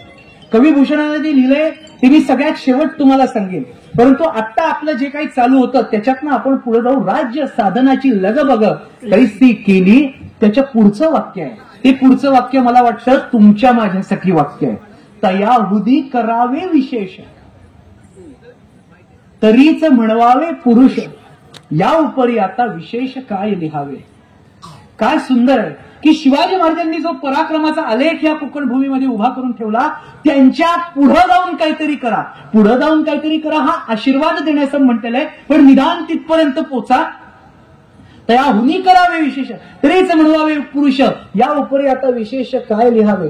शिवरायांशी आठवावे, एवढ्या दोन शब्दामध्ये काय मोठा अर्थ दडलाय. शिवरायांशी आठवावे. तुम्हाला सांगतो, 10वे ग्रामीण मराठी साहित्य संमेलनामध्ये छत्रपती शिवाजी महाराजांचं काहीतरी एक व्याख्यान ठेवावं, असा तसा यथार्थी संबंध नाही हो. काही इथे काही काव्य वाचन नाही, इथे अभिवाचन नाही. परंतु शिवाजी महाराज का हवे असतात आपल्याला, की राष्ट्रपुरुषाचं स्मरण, इतिहासाचं स्मरण हे सातत्यानं समोरच्या पिढीला झालं पाहिजे. येणाऱ्या महिला जर असतील, महिला हा विभाग जो आहे, महिला हा घटक जो आहे, हा घरचे संस्कार घडवणारा घटक आहे. आऊसाहेब जिजाऊ होत्या म्हणून छत्रपती शिवाजी महाराज घडले. त्या महिलांनी शिवाजी महाराज आठवावे, येणाऱ्या पुरुषांनी, येणाऱ्या तरुणांनी. येणाऱ्या सर्व बांधवांना शिवाजी महाराजांचा पराक्रम आठवावा म्हणून आयोजकांची ही असं काहीतरी करण्याची एक धडपड असते, प्रामाणिक हेतू आणि प्रामाणिक इच्छा असते. नाहीतर काय करायचंय वेगळं. समोरच्या पिढीला शिवाजी महाराजांचं स्मरण व्हावं. आणि शिवाजी महाराजांचं स्मरण होणं म्हणजे पूर्वी थोर लेखक आणि इतिहास अभ्यासक निनाद बेडेकर होते. ते कायम म्हणायचे की इतिहासाचं स्मरण हे राष्ट्राचं जीवन आणि इतिहासाचं मरण हे राष्ट्राचं मरण. हे त्यांचं साधं सोपं वाक्य होतं. तर इतिहास तुम्हाला सातत्यानं ऐकायला मिळावा म्हणून त्या साहित्याच्या त्या ओळींमध्ये लिहिलेलं आहे ना, शिवरायांशी आठवावे. या आठवावेमध्ये खूप गोष्टी येतात. मला तुम्हाला 2 गोष्टी सांगायच्या. त्या 2 गोष्टींमध्ये शिवाजी महाराजांनी राष्ट्रकार्य केलं, अलौकिक कार्य केलेलं आहे. शिवाजी महाराजांनी हिंमत दाखवली, केलं. धर्मासाठी कार्य केलं बिलकुल. शिवाजी महाराजांनी नवनिर्माण केलं. नवनिर्माण हा शब्द कुठल्याही पक्षासाठी मी इथे बोललेलो नाही, शिवाजी महाराजांच्या आयुष्यासाठी सांगतो. शिवाजी महाराजांनी नवनिर्मिती केली. ती नवनिर्मिती आपल्या कोकणासाठी केलेली आहे. त्या नवनिर्मितीचा एक शब्द सांगतो. काय केलं शिवाजी महाराजांनी? शिवाजी महाराजांचा पराक्रम सांगायला तर काय मी नवरात्रात येतोच की गणपतीत येतो, शिवजयंतीला इथं फिरतच असतोय. हो, आम्हाला कोकण भूमीतच जन्मायन मरण आहे. परंतु ह्या बाबतीत शिवरायांशी आठवावे. आज कोकणातल्या या समोर असणाऱ्या माणसांनी शिवाजी महाराजांना काय आठवायचं? तर शिवाजी महाराजांनी नवनिर्मिती केली, कोकणासाठी केली. काय नवनिर्मिती? आरमार. बरोबर आहे सुनीलजी, गुरुजी? बरोबर आहे, बरोबर आहे. आरमार कशासाठी स्थापन केलं? पुणे वाचवायला, नाशिक वाचवायला, खडकी वाचवायला. खडकी म्हणजे तेव्हाची खडकी, आत्ताचं संभाजीनगर. ते मध्ये एका हराम्याचं नाव आलेलं तर पुसून टाकलं सगळं. हा, ते आता थोडं सौरभ करडे बोलते वाटलं पाहिजे त्याच्यामुळं ते हे सगळं रायगडावरती किंवा इतर वेळी नवरात्रात वगैरे ते ऐकायला मिळतं. हे सरस्वती मातेचं व्यासपीठ आहे त्यामुळे थोडासा शांत बसलोय मी. हे सगळं वाचवण्यासाठी जुन्नर, नाशिक, तळेगाव, मावळ, कुंभणपूर हे वाचवण्यासाठी आरमार केलं का? बिलकुल नाही. इथं खुर्चीत बसलेल्या, बाहेर उभ्या असलेल्या आणि इकडे असलेल्या माणसांनी आयुष्यभर एक गोष्ट लक्षात ठेवावी. इथं ज्या महामानवाचं पूजन केलेलं आहे छत्रपती शिवाजी महाराज यांनी कोकणासाठी एक अमूल्य निर्मिती केलेली आहे. त्या निर्मितीचं नाव आहे आरमार. कशासाठी केली? ज्यांचं मी मगाचपासून नाव घेतोय, इंग्रज, पोर्तुगीज आणि सिद्धी, या तिघांनी जे कोकण भूमीचे लचके तोडले, अहो म्हणजे ते अन्याय अत्याचार. पोर्तुगीजांनी केळवे नावाचा आमचा एक पालघर ठाण्याजवळ ती एक बीच आहे केळवे, त्या केळव्याजवळ मराठी माणसं पकडून नेली आणि उकळत्या तेलात टाकलं पोर्तुगीजांनी. कितीतरी छोटी छोटी उदाहरणं, झोप नाही लागायची घरी गेल्यावर. कोसुम आहे ना संगमेश्वर जवळचा, कोसुम माहितीये सगळ्यांना. कोसमामध्ये 4 माणसं पकडली होती इंग्रजांनी. त्या 4ही माणसांची बोटं तोडली. ती बोटं तोडली आणि ती बोटं त्यांना कुठल्या तरी खाद्यपदार्थामध्ये गुंडाळून खायला घातली.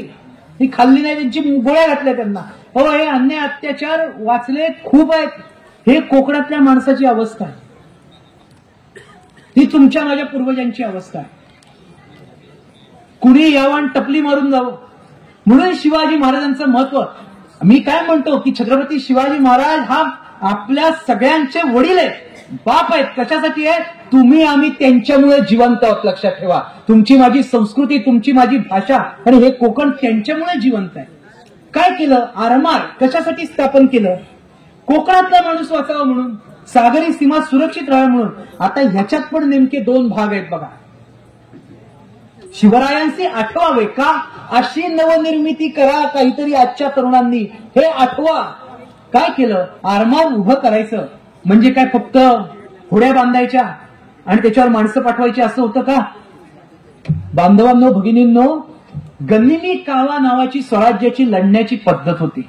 बरोबर आहे? हे नाव ऐकलंय सगळ्यांनी? गनिमी कावा हा शब्द ऐकलाय ना? हा कुठं पाण्यात वापरायचे का? हा डोंगर दऱ्यात सह्याद्रीच्या पाण्यावर काय घोडे घेऊन गनिमी कावा करणार का? का भाले आणि पायदळ जाऊन गनिमी कावा करेल? पाण्यावर असं काही नव्हतं. मग आरमार निर्मिती जर आली तर त्या आरमारामध्ये सुद्धा दोन भाग येतात. एक पाण्यावरती लढाऊ युद्धनौका उभ्या करणं आणि दुसरं पाण्यावरती युद्धाचा अनुभव असणारं किंवा युद्ध करू शकेल अशा पद्धतीचं सैन्य निर्माण करणं. पाण्यावरच्या सैन्याची लढण्याची पद्धत थोडी वेगळी आहे. तिथं आपल्यासारखं ढाल तलवार आणि दांडपट्ट्याची गिरकी घेतली असं होत नाही. शस्त्रसंग्राहक आणि शस्त्रतज्ञ इथं बसते, त्यांना विचारा. आरमाराच्या बंदुका वेगळ्या आहेत, आरमाराच्या तोफा वेगळ्या आहेत, आरमाराचे गोळे वेगळे आहेत, आरमाराची लढाऊ हत्यार बाणे वेगळे आहेत सगळे. मग तुम्ही विचार करा, इथं जी मंडळी बसते ही सुशिक्षित मंडळी आहेत सगळी. ही मंडळी काही अशिक्षित लोक नाही, साहित्य संमेलनाला आलेली सुशिक्षित माणसं ज्यांना साहित्य शब्द ह्या गोष्टी कळतात. एका प्रोजेक्ट मधनं दुसऱ्या प्रोजेक्टमध्ये जाणं आज किती अवघड असतं. एका कंपनीत जॉबला आहे आणि त्याच वेळी आपण दुसरा व्यवसाय जर चालू करायचा असेल तर आजच्या तरुणाला त्याच्यामध्ये आयुष्याची किमान 9-10 वर्ष घालवावी लागतात. असं असताना आम्ही गनिमी काव्याच्या सहाय्यानं सह्याद्रीच्या डोंगरावर आदिलशाह आणि मुघलांशी लढतोय आणि त्याच वेळी आपल्याला पाण्यावरती लढणारं सैन्य उभं करायचंय. शिवाजी महाराजांनी एकाच वेळी हे चॅलेंज स्वीकारलेलं आहे. बरं, हे सगळं करताना, पाण्यावरच्या नौका उभ्या करताना, पाण्यावरती लढणारं सैन्य उभं करताना आदिलशाह असं म्हणणार नव्हता की तुमचं होऊ दे तोपर्यंत मी एखादा सरदार पाठवत नाही. किंवा ते लहान मुलं टाइमप्लीस असे एक शाळेमध्ये प्रकार असतो, आम्ही टाइमप्लीस घेतो म्हणजे तोपर्यंत खेळ थांबवा. मुघल म्हणणार नव्हते तुझ्या होड्या बिड्या बांधून घे मग आम्ही सरदार पाठवतो. ते चालून येत आहेत. त्यावेळी एका बाजूने त्यांना रोखून धरायचंय आणि एका बाजूने या कोकणाच्या सुरक्षेसाठी हे आरमार उभं करायचंय. पाण्यावरचं त्या आरमारात सुद्धा पाण्यावरचं सैन्य उभं करायचंय आणि पाण्यावरच्या युद्धनौका उभ्या करायच्या. म्हणजे एकाच शब्दाखाली दोन मोठे न्यू प्रोजेक्ट आहेत त्यांच्या हातात आणि हे अत्यंत अवघड आहेत. बरं, हे करताना सिद्धी, पोर्तुगीज, वलंदेज आणि इंग्रज त्यांना काही मदत करणार नाहीये. हे सगळे शिवाजी महाराजांना आणि त्यांच्या या आरमार निर्मितीला विरोध करणारी मंडळी आहेत. कारण त्यांना माहितीये डोंगरावरचा राजा जर पाण्यावर आला तर आपली जहाज सुद्धा इथनं फिरू शकत नाहीत. म्हणून चारही बाजूने विरोध असताना, चारही दिशांनी विरोध असताना, 8 दिशा, मी तर दशदिशा म्हणतो. शिवाजी महाराजांना विरोध कुठनं होता? दशदिशांनी होता. 8 भौतिक दिशा आणि आकाश आणि पाताळ, स्वर्ग आणि मृत्यू, दशदिशांनी विरोध असताना शिवाजी महाराजांनी कोकणासाठी हे उभं केलं सगळं. मग त्या लढाऊ सैनिकांना, मग त्यांचे ते आपले सगळे नेते होते, नेते इन द सेन्स त्यांचे त्यावेळेचे सेनापती होते. मायनाक भंडारी आमचा होता, दर्या सारंग होता, दौलत खान होता, काय उल्लेख आहेत या सगळ्या गोष्टींचे. वेंटाळी होता, खूप लोक होती, खेमनाक होता आमचा, नंतर पुढे कान्होजी आंग्रे होते, ते धुळप होते आमच्या विजयदुर्गचे. ही सगळी मंडळी इकडची त्यांनी घेतली. कोकणातल्या माणसाला संकटाचा सामना कसा करावा याचं जन्मजात शिक्षण असतं, लक्षात ठेवा. कोकणातला माणूस संकटाशी कायम लढू शकतो. वादळं येतात, लढतो की नाही? हो की नाही? कंटाळा नाही ना आलाय कुणाला? बोलू ना? 15-20 मिनिटं आहेत का आपल्याकडे अजून? अर्धा तास आहेत ना? हा. कोकणातला माणूस वादळ आलं लढतो की नाही? महापूर आला लढतो की नाही? सावित्री, वशिष्ठी, कुंडलिका 3 नद्या आहेत. खोपल्या की अर्ध कोकण निम्म त्या ठिकाणी पाण्याखाली जात आहे. आमची रोह्याची कुंडलिका, महाडची सावित्री आणि चिपळूणची वशिष्ठी. पाणी बाहेर पडलं की सगळा हाहाकार उडाला. परंतु त्याच्यावर पण मात करून आपण उभे राहतो. कुठली ना कुठली तरी वादळं येत राहतात, पिकांवर कीड पडत राहते. कोकणी माणसाच्या रक्तामध्ये जन्मजात संकटाचा सामना कसा करायचा याची शिकवण आहे. शिवाजी महाराजांनी त्या शिकवण असलेल्या माणसाला लढायचं कसं हे शिकवलं. त्यांच्यामध्ये लढाऊ बाणा पेरला, आरमारासाठी लोक उभी केली. आणि दुसऱ्या बाजूला गंमत बघा, निर्मिती म्हणजे काय. शिवाजी महाराजांना का आठवावे? पाण्यासाठी सैन्य तर तयार केलं. त्यांनी असं नाही केलं की तानाजीलाच आरमाराचा प्रमुख बनवलाय, नेताजीलाच त्या ठिकाणी आरमारामध्ये नेमलंय. वेगळी माणसं, त्या माणसांना समुद्राचा अनुभव आहे, खाडीचा अनुभव आहे, पाण्याचा अनुभव आहे, समुद्राच्या प्रवासाचा अनुभव आहे. हे शिवाजी महाराज कारभार करताना किती हुशारीने, किती अनुभवाने आणि किती योजनेने करायचे. का आठवावे शिवाजी महाराजांना? ही एखादी गोष्ट जर करायची झाली तर त्याच्यातले सगळे बारकावे शिवाजी महाराज शोधून काढायचे. असाध्य ते साध्य करिता सायास कारण अभ्यास तुका म्हणे. शिवाजी महाराज अभ्यासाने हे सगळं करतायत. आणि दुसऱ्या बाजूला त्यांनी नौकांची बांधणी केली. यांच्या इकडे कल्याण भिवंडीला दुर्गाडी नावाचा किल्ला आहे. त्या दुर्गाडीच्या पायथ्याला या आरमाराची सुरुवात झाली. आता त्याच्या मी डिटेलमध्ये शिरत नाही, पण तुम्हाला सांगतो, शिवाजी महाराजांनी ज्यावेळी शुभशकुनाचा नारळ फोडला, पूजा केली, त्यावेळी मराठ्यांकडे आरमार म्हणून काय होतं? फक्त शिवाजी महाराज होते. बरोबर आहे ना? चूक आहे काय यात? काय आरमार म्हणून काय होतं शिवाजी महाराजांकडे? फक्त शिवाजी महाराज आणि शिवाजी महाराजांच्या मनातला बुलंद असा आत्मविश्वास आणि सोबतीला असलेली तुमच्या माझे पूर्वज, तुमची माझ्यासारखी माणसं, सामान्य माणसं, साधी माणसं. पण ज्यावेळी शिवाजी महाराजांनी हे आरमार उदयाला आणलं आणि शिवाजी महाराजांचं आरमार भगव्या पताका लावून यावरती, या दर्यावरती घिरट्या घालायला लागलं, त्यावेळी शिवाजी महाराजांच्या आरमारामध्ये गलबत, गुराब, मचवा, तरांडे, फटेमार, संगमिरी इतक्या वेगवेगळ्या युद्धनौका, इतकी वेगवेगळी जहाज होती. मला तुम्हाला एक उदाहरण द्यायचंय, ते उदाहरण देतो आणि मी पुढे जातो. शेवटाकडे जाऊ आपण. शिवाजी महाराजांच्या आयुष्यातलं मोठेपण काय आहे? आरमार निर्माण करताना आपल्याकडे काही नाही. सैन्यात सुद्धा मायनाक, भंडारी, दर्या, सारंग वगैरे जी नावं घेतली ती लोक. पण ज्यावेळी निर्माण झाल्याच्या नंतर एखाद्याने भव्य स्वप्न पाहावं आणि ते किती मोठ्या प्रमाणात निर्माण करावं. शून्यातनं विश्व निर्माण करणं म्हणजे काय? कॅप्टन केंगविन नावाचा एक प्रवासी होता. तुम्हाला माहितीये कॅप्टन केंगविनचं पत्र? हा कॅप्टन केंगविन एका पत्रामध्ये स्वतःच्या सुरतेच्या अधिकाऱ्यांना असं कळवतो. मला वाटतं या ठिकाणी अनेक ग्रंथ ठेवलेले आहेत, गीता असेल, सर्व वेगवेगळे ग्रंथ असतील. कॅप्टन केंगविनचे शब्द आहेत ना, जे शिवाजी महाराजांच्या आणि तुमच्या माझ्या बाबतीतले आहेत, हे त्या ग्रंथामधला एक कळस जरी म्हटलं आपण, त्याच्यातला मोठा परिच्छेद प्रत्येकाने सुवर्ण अक्षरांनी लिहून ठेवावे असे शब्द. त्या ग्रंथांना प्रस्तावना असते बघा. एखादं पुस्तक घेतलं आपण, त्या पुस्तकाला प्रस्तावना असते. ती प्रस्तावना कुठल्या तरी मोठ्या अनुभवी माणसाची असते. तो त्या पुस्तकाचा कळस असतो, प्रस्तावना असते ती. शिवाजी महाराजांच्या आरमार निर्मितीची जर प्रस्तावना काढायची झाली तर मला त्या कॅप्टन केंगविनचे शब्द आठवतात. कॅप्टन केंगविन सारखा इंग्लिश प्रवासी, ज्यांच्याकडे इंडिओर नावाचं जहाज होतं. तरुण मुलं जेवढी आहेत, माझलं चॅलेंज आहे तुम्हाला सगळ्यांना, पायरट्स ऑफ कॅरेबियन सिनेमा बघा. बऱ्याच जणांना माहितीये, पायरट्स ऑफ कॅरेबियन सिनेमामध्ये ती जी काही लढाई दाखवली त्याच्यात इंडिओर नावाचं एक जहाज दाखवलं जे इंग्रजांकडे आहे.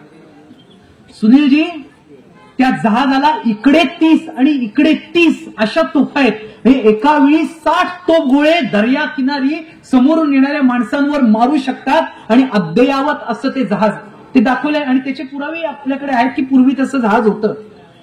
ज्या इंग्लिश राष्ट्राकडे इंडिओर आहे, त्या इंग्लिश राष्ट्राचा कॅप्टन केंगविन हा स्वतःच्या कॅप्टनला, सुरतेला एक पत्र लिहून पाठवतो. ते पत्रातले शब्द इतके सुंदर आहेत ते मी तुम्हाला सांगतो. तो म्हणतो, शिवाजीच्या चपट्या होड्या आपल्या जहाजांना चकवून पुढे निघून जातात. काय लिहिलंय? इंग्रजांनी लिहिलंय, हे मी नाही लिहिलेलं. शिवाजीच्या चपट्या होड्या आपल्या जहाजांना चकवून पुढे निघून जातात. आपल्या आरमारात अशा होड्या आत्ता असणं ही काळाची गरज आहे. हे इंग्रज म्हणतोय मराठ्यांच्या बाबतीमध्ये. काय निर्माण केलं शिवाजी महाराजांनी मला सांगा? ह्याच्यापेक्षा मोठं राष्ट्रासाठी काय करावं, काय देणं द्यावं? काय व्हावे त्याचे द्यावे उतराई, ठेवितो हा पायी जीव थोडा, असं तुकोबाराय म्हटलंय. आपण प्रत्येक मराठी माणसानं ना शिवाजी महाराजांच्या पायावर जीव ओवाळून टाकावं असं काम केलंय. काय त्यांना द्यायचं आपण? मुजरा का जयघोष का जय जयकार त्यांच्या नावाने मोठ्याने का? जीव ओवाळून टाकावं असं काम. इंग्रज ज्यांच्याकडे इंडिओर आहे त्यांना वाटलं आमच्यासारख्या या फटेमार किंवा संगमी होडी आमच्याकडे पाहिजे. ही नवनिर्मिती.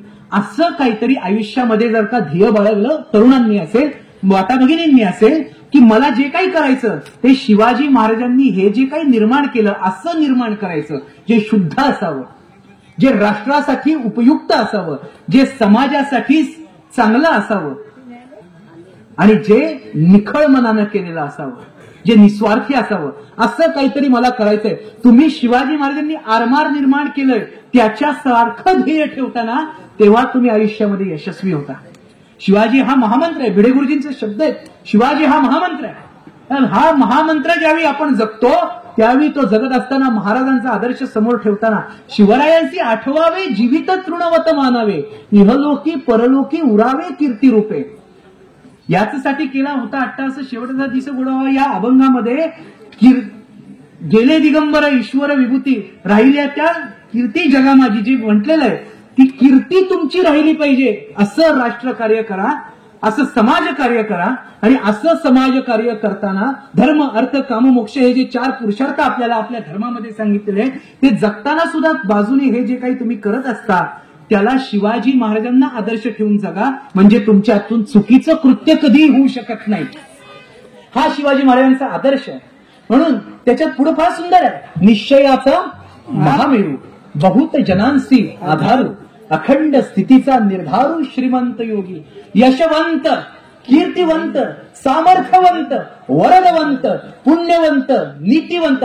अहो हे मराठी साहित्यात शिवाजी महाराजांवर लिहिलेलं आहे. त्या काळात रामदासांचं असेल कुठल्याही संतांचं जे काही बोललेलं आहे लिहिलेलं आहे ते साहित्य आहे.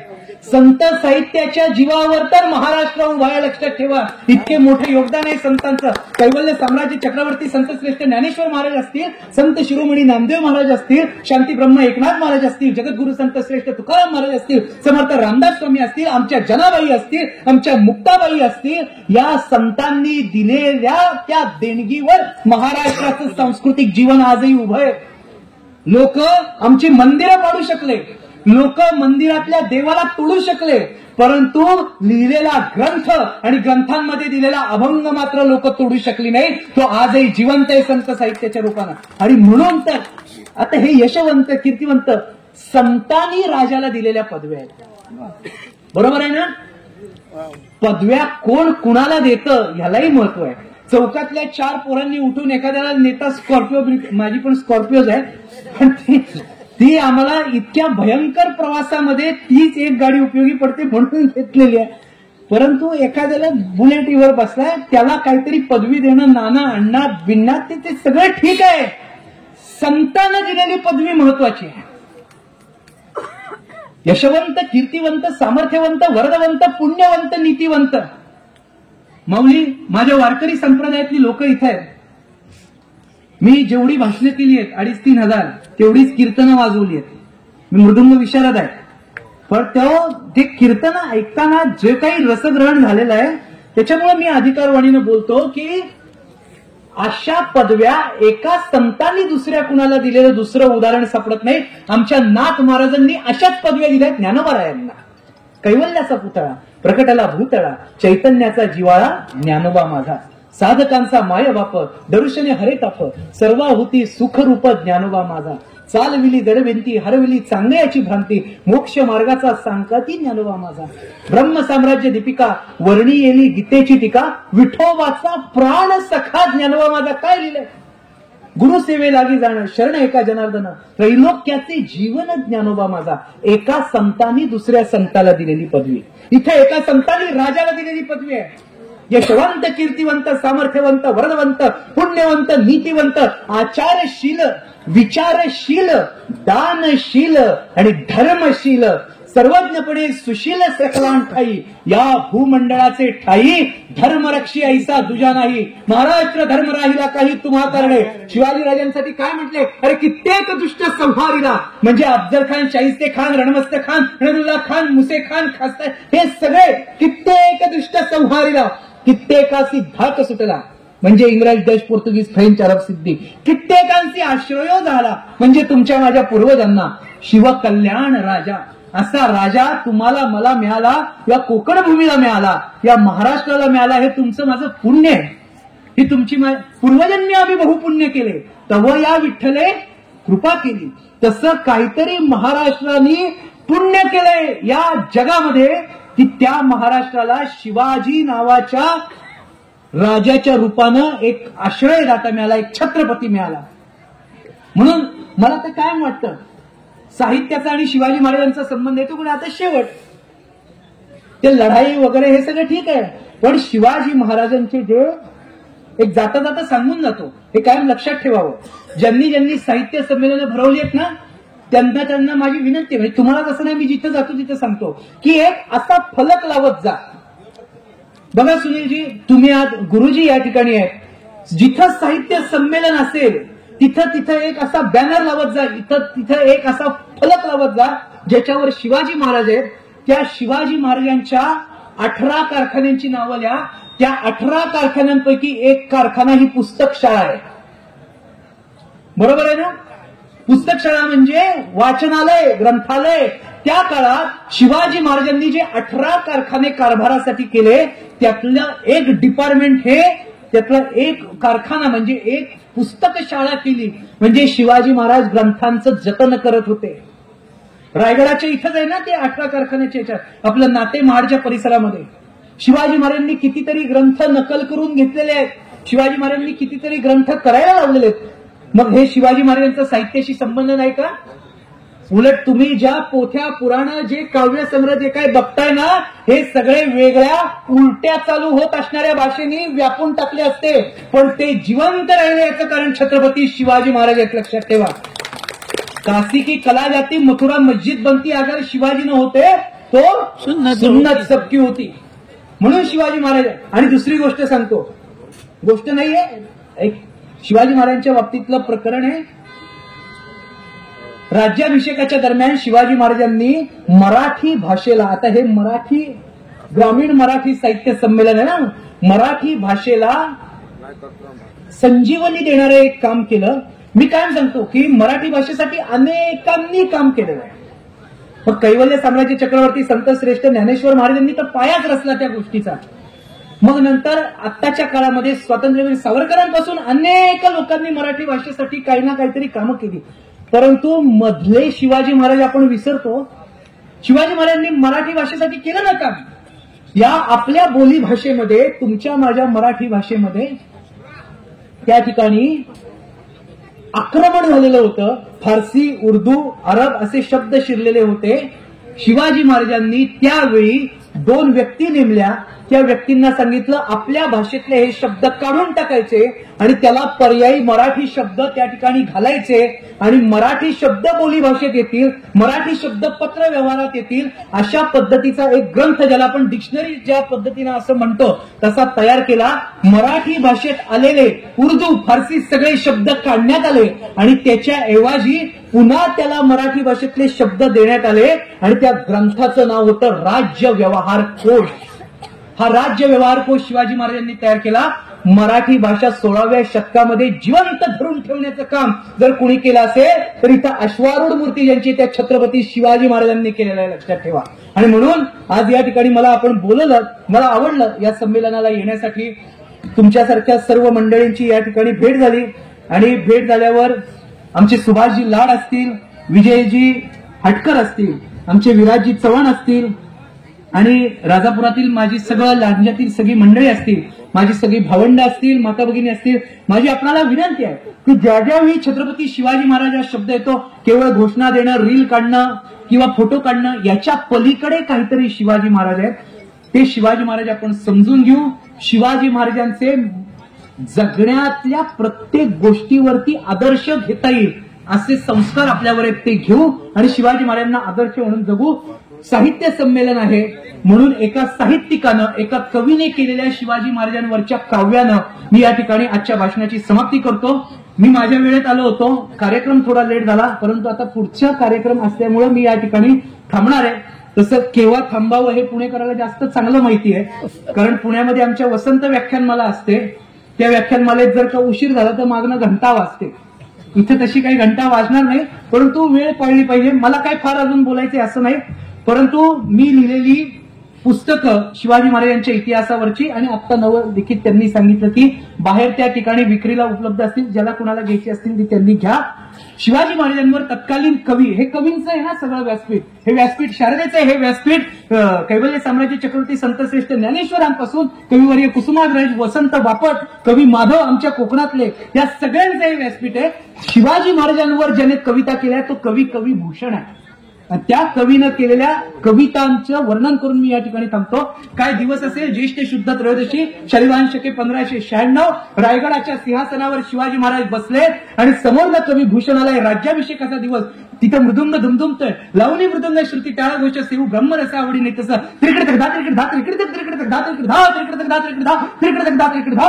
आणि कवी भूषण त्या ठिकाणी म्हटलंय, सर्जा शिवाजी राजा अरे सुनिये आपकी किरत. आणि तो पुढे आला, इंद्रजी मी जंब पर बाळ वसु अंब पर रावणस दंब रघुकुल राज है कौनबारी बाह पर संबुरती नाह पर क्यों सहस बाह पर राम विजय राज है दावा ध्रुव दंड पर चीता मृग झुंड पर भूषण तुंड पर जैसे मृग राज है तेजतम अंश पर कान जिमी कंस पर क्यों ले छब अंश पर शेर शिवराज है. शेर शिवराज है म्हणजे आमचा राजा सिंहासारखा आहे.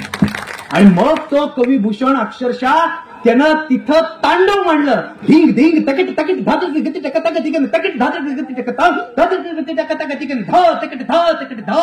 सजी चतु रंग बीर रंग में तू रंग चढ़ी सरजा शिवाजी च जितन जलत है भूषण भलत नाद बिहादन गारन के नदी नद मत गए रन के रलत है. आयला पायला खल मेल खलत में गायला गायला गजब की खायला पायला सैल उचलत है. तारसो तरनी दुनी धारा में लगत जिमी धारा धारा पारा पारा वारियो हालत है. भूषण भनत भाग्य काशीपति विश्वनाथ और कौन गिनती में भूली गई बब की शिव राजा तेरे त्रास दिल्ली भई भूकंप थर थर थर थर कांपती है विलायती अरब की काशी की कला जाती मथुरा मस्जिद बनती अगर शिवाजी न होते तो सुन्नत होती सबकी. अशा छत्रपती शिवाजी महाराजांना वंदन करतो आणि आपल्या सर्वांना वंदन करून या ठिकाणी आपली रजा घेतो. जय हिंद, जय महाराष्ट्र, जय कोकण.